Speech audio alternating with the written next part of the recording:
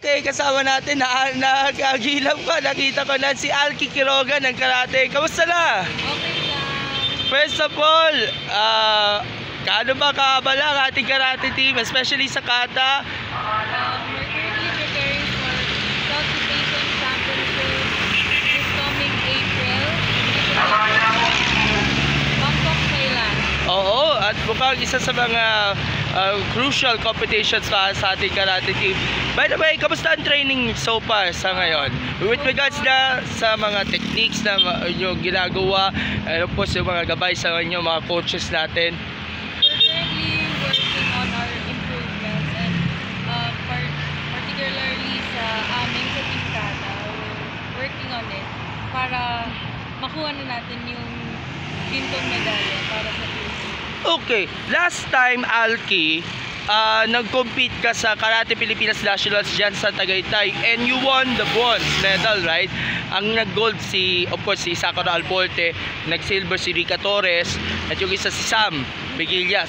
So what's your observation sa inyong performance? Was it, gaano ba ka-improve ang inyong ginamit yung technique pagdating niya sa kata?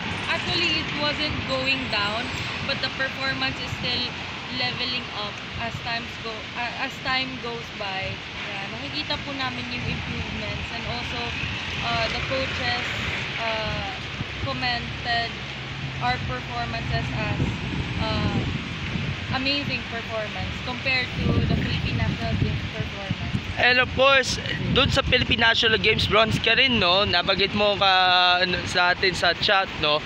And of course, meron din kayo mga produkto, o sabihin mga teammates sa AUK na nananalo din sa mga Karate Pilipinas National Team.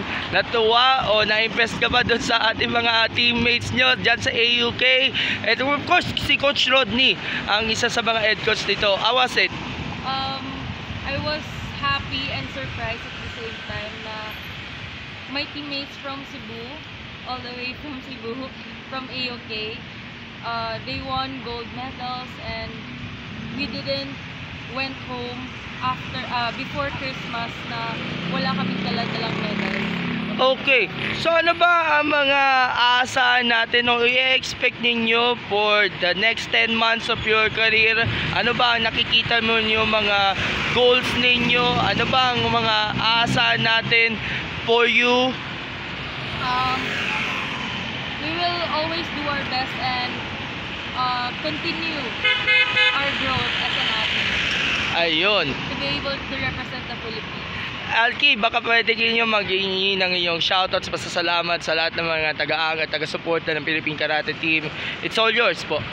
Hi everyone, thank you for supporting me and my teammates in Karate Pilipinas. I hope you will continue supporting us in our journey. Also, especially in the upcoming Southeast Asian Karate Federation Championships in Bangkok, Thailand. Sa April to, di ba, Alki? Yes. April 16 to 17.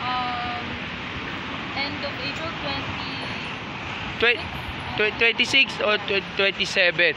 So mga 1.5 months pa kayo para maganda at para dito. And sa susunod baka pwede niyo buwisitahin naman yung dojo, kasi pumunta lang ako saglit sa Phil Sports dahil of course may coverage na sa gymnastics, and we look forward for more victories and more successes sa inyong karate field. Again, Alki, finally nagkita na tayo personally, and congratulations. Lagi ka naman napipicture sa Sports Corner PH. Ano ba yung reaction mo na napipicture ka na sa amin? Thank you po so much for the support, and I promise to do my best always for the team and for the Philippines. Yun, no? And again, congratulations. Looking forward for more interviews with you. Last time tayo nagkausap sa Zoom, pero ngayon lang tayo nagkita finally dito sa Phil Sports. So thank you so much, Alki, and God bless po. Okay, selfie muna tayo bago tayo magpaalam.